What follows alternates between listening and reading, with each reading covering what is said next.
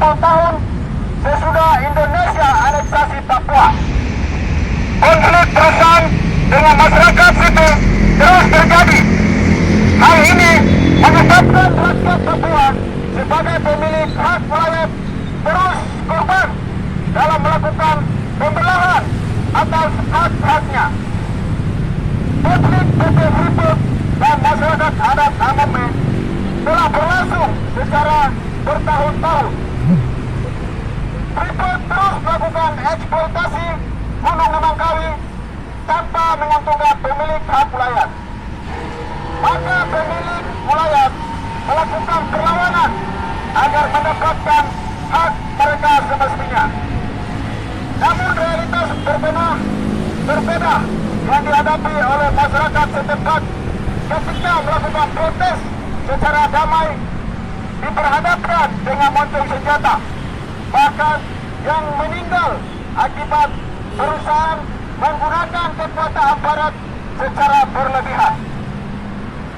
Eksploitasi PT Freeport di Gunung Nemangkawi selama 40 tahun telah mendapatkan keuntungan besar karena hasil olahnya tidak hanya emas, tetapi uranium, nikel lainnya. Hal tersebut tidak mengubah nasib pemilik hak wilayah suku Angome dan Chamorro. Justru kehidupan mereka dalam penderitaan di atas emasnya. Negara yang memiliki saham pun tidak peduli atas nasib masyarakat Papua. Sedangkan peran negara Republik Indonesia luput dari perhatian, padahal banyak pelanggaran HAM.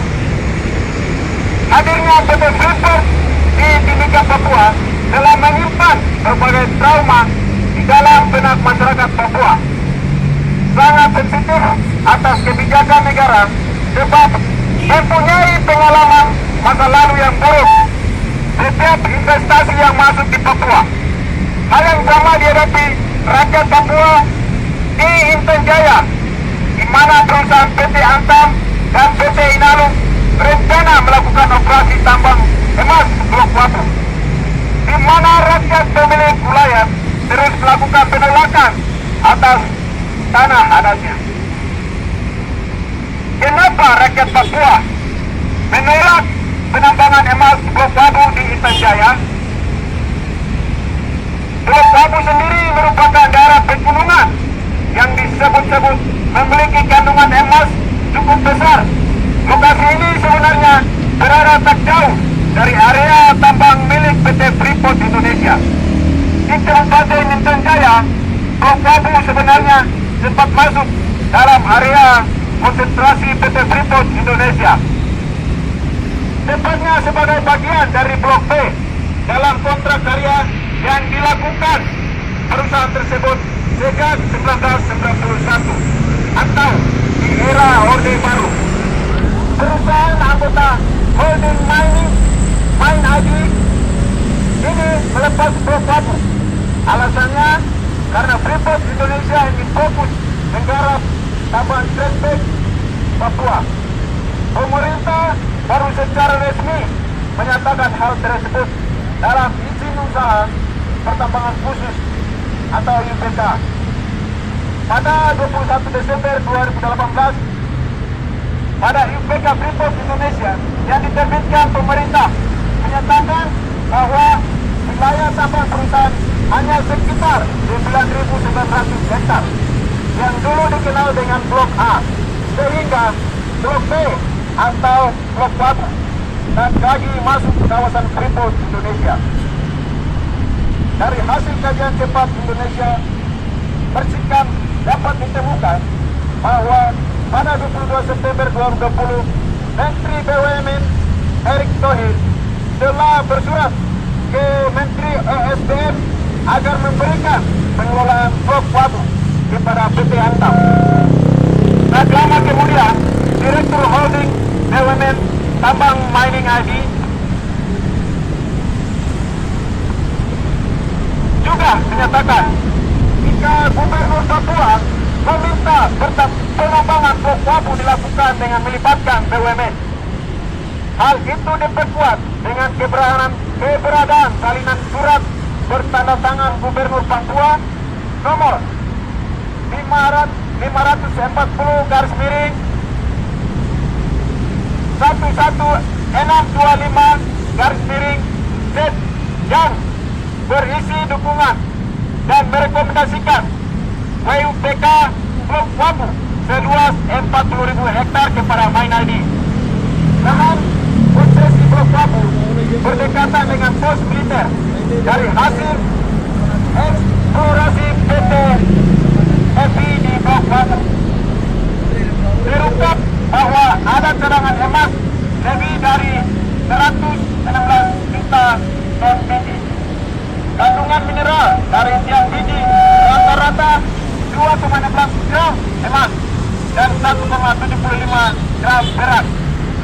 Dengan kata lain, potensi emas di Blok Wabu setara dengan 8,1 juta ton emas. Sejak TPNPB sudah menyatakan sikap untuk menolak rencana penambangan Blok Wabu. Mereka juga meminta kepada Gubernur Papua untuk menarik kembali surat rekomendasi wilayah izin usaha pertambangan khusus atau WIUPK nomor 540/11625 garis miring Z yang dikeluarkan di Jayapura pada 24 Juli 2020. Perusahaan kedua adalah PT Madinah Murata Ait Hiu Pertambangan. Perusahaan dengan konsesi 23.150 hektar tersebut masih dalam tahap eksplorasi emas. Sebelumnya, perusahaan ini dimiliki oleh orang yaitu Haji Dasril dan Haji Asus. Perusahaan ini kemudian menjalin kerjasama dengan perusahaan asal Australia Westwich Mining. Namun belakangan Westwich Mining justru menjadi pemilik sejumlah 64% saham di Madinah Murata Ait.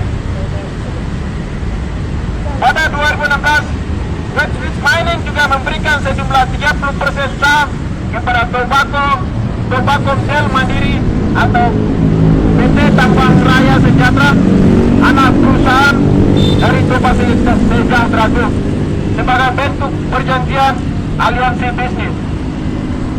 Lahan konsesi MG berdekatan dengan beberapa pos militer seperti Polsek Sugapa, Polres Intan Jaya, dan Kodim Persiapan Intan Jaya. Perusahaan ketiga adalah Nusapati Satria Hiu Pertambangan. Izin konsesi terbit pada 2011 dengan mencapai 25.170 hektar. Perusahaan ini masih tahap eksplorasi emas dan terletak sangat dekat dengan perkampungan di distrik Sugapa. Bahkan lokasi konsesi perusahaan ini juga berdekatan pos militer Sugapa, Polres Intan Jaya, dan Kodim Persiapan Intan Jaya. Perusahaan keempat adalah PT Kota Bara Mitra Mata Izin Usaha Pertambangan. Secara administratif, sebenarnya perusahaan ini telah terletak di Kabupaten Panyai, Provinsi Papua. Namun lokasi perusahaan seluas 40.116 hektar tersebut berada persis di perbatasan Kabupaten Intan Jaya dan terlewat langsung Jalan Trans Papua. Izin PT Kota Bara Mitra Tama terbit pada 2010 melalui keputusan Bupati Paniai nomor 017. Melihat kadar emas tersebut melirik perhatian pemerintah Indonesia melalui Kementerian SDM untuk mengambil ahli perusahaan oligarki PT Aneka Tambang atau PT Antam sedang mengincar pengelolaan gunung emas Blok Wabu dengan potensi cadangan emas dari Blok Wabu Papua bernilai hingga 14 miliar US dollar atau sekitar Rp 207,2 triliun. Dua perusahaan lainnya yakni PT Freeport Indonesia PTFI dan Madinah Putra INP disinyalir mempunyai hubungan dengan aparat militer. Pada kasus MK, kajian cepat ini mencatat bahwa terdapat paling tidak 3 nama aparat yang bersinggung dengan perusahaan tersebut, yakni Purnawirawan Polisi Rudiart Tampu Bolon atau RT, Purnawirawan TNI Paulus Prananto, dan Purnawirawan TNI yang kini menjadi Menteri Koordinator Bidang Kemaritiman dan Investasi, Menko Marves Luhut Binsar Panjaitan. Rudiart Tampu Bolon RT merupakan komisaris kepemimpinan dan pengalaman RT cukup berhasil menavigasi jalur menuju dimulainya operasi angkasa aviation.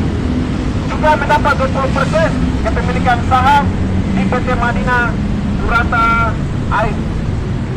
Dalam River Gold Project, Westwich Mining juga membagi sejumlah 30% saham kepada PT Tobacco Del Mandiri. Presiden Direktur TDM ialah Purnawirawan TNI Paulus Prananto. Di sebuah terbitannya, Westwich Mining jelas menyebut bahwa Tobacco Del Mandiri bertanggung jawab terkait izin kehutanan dan terkait keamanan akses ke lokasi proyek. TDM atau Tobacco Del Mandiri merupakan bagian dari PT Tobacco Sejahtera Group.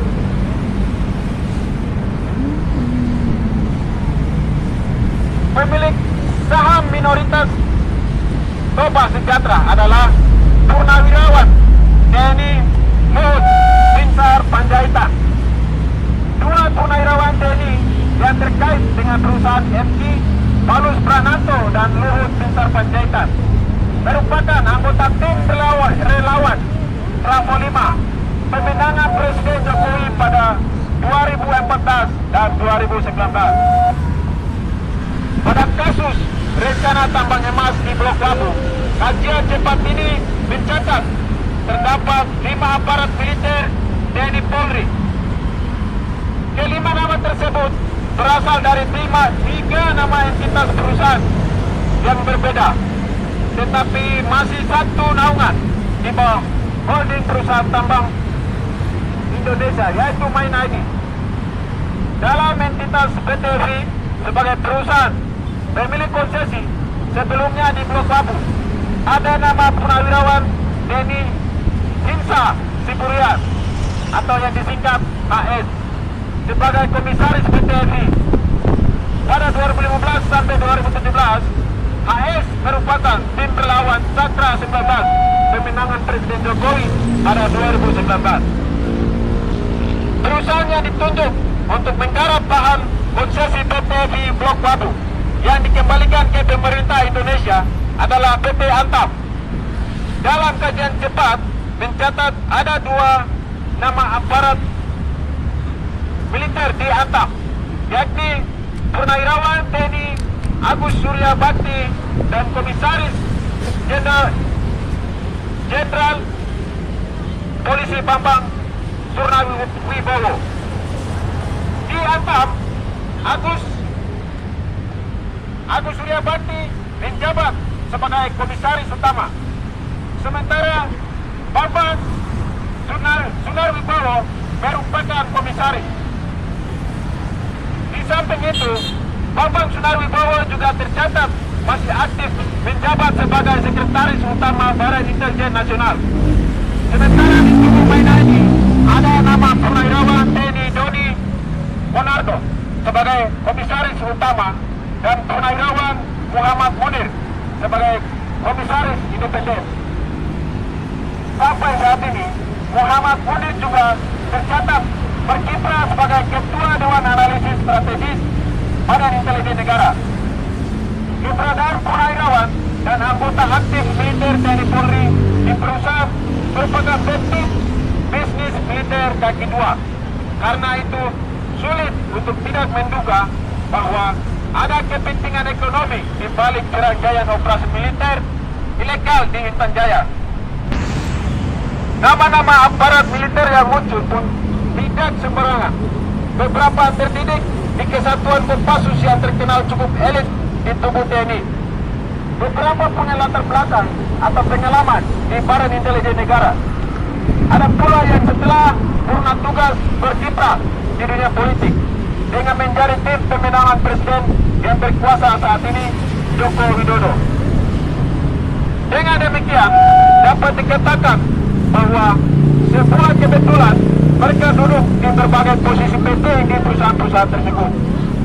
Besar kemungkinan mereka dipersiapkan untuk mengamankan dan memastikan kepentingan ekonomi di balik serangkaian badai kekerasan negara di Intan Jaya.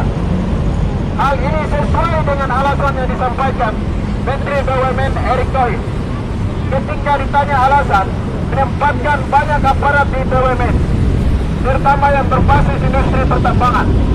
Erick menjelaskan, di pertambangan kadang ada konflik, baik namanya soal tanah, baik namanya perizinan yang tumpang tindih, ada juga isu sosial pada masyarakat kita. Misalnya pada kasus pengiriman ratusan pasukan tambahan Polri ke Papua pada 8 Maret sampai dengan 6 September 2021. Alasan pengiriman tersebut sangat spesifik karena pengamanan objek vital PT Freeport Indonesia. Tampaknya alasan keamanan pula yang menjadi dasar mengapa West Ridge Mining menempatkan Insar Siburian sebagai komisaris. Bagaimanapun, Insar merupakan mantan pangdam 17 Cendrawasih. Dia sangat paham isu keamanan di tanah Papua, apalagi mantan Panglima Komandan Gubernur Gabungan Wilayah Pertahanan Pembangunan 3 yang meliputi wilayah Maluku dan Papua. Ganip Warsito adalah rekan Insar di Akademi Militer Angkatan 1986.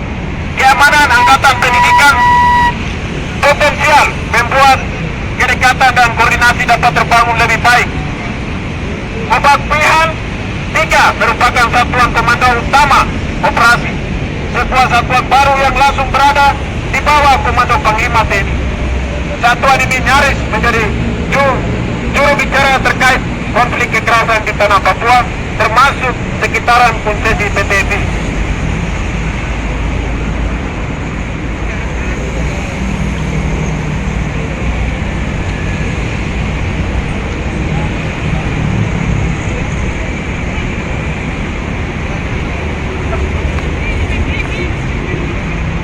Dari pengalaman buruk yang dihadapi rakyat Intan Jaya, kami, mahasiswa tergabung dalam Front Mahasiswa Papua se-Jawa dan Bali, tolak Blok Wabu, mendesak: 1. Dengan tegas menolak segala bentuk pembahasan terkait penambangan emas Blok Wabu di Intan Jaya, Papua. 2. Mendesak Gubernur Papua Lukas NMB segera mencabut rekomendasi SK nomor 560/1162 yang ditujukan kepada Direktur Utama Mining Indonesia atau Mine ID. 3. Luhut Binsar Panjaitan bertanggung jawab atas kematian masyarakat sipil yang berjatuhan di Intan Jaya demi kepentingan operasi tambang Blok Wabu. 4. Hentikan menggunakan aparat militer berlebihan demi kepentingan keamanan bisnis tambang Blok Wabu. 5. DPR RI segera menyurati Menteri SDM untuk mencabut perizinan tambang Blok Wabu PT Antam dan Inalum. 6. Kepolisian hentikan kriminalisasi aktivis HAM Haris Azhar dan Fathia, koordinat Fathia Maulidianti. 7. Kami mendukung Haris dan Fathia dalam membongkar keterlibatan militer Luhut di operasi tambang Blok Wabu Intan Jaya. 8.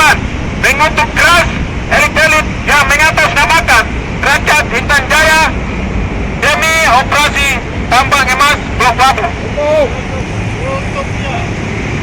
Bupati Paniai Mimika, kami menolak dengan tegas pertemuan audiensi yang akan diselenggarakan di Jakarta pada Rabu 9 Februari 2020 yang sudah ditunda dalam waktu selanjutnya. 9. Kami mendesak DPR RI untuk segera membentuk tim agar langsung dengan pendapat LDP dengan masyarakat Intan Jaya. 10. Mendukung pernyataan Bupati Natalis Tabuni menolak operasi tambang emas Blok Wabu di Intan Jaya. 11.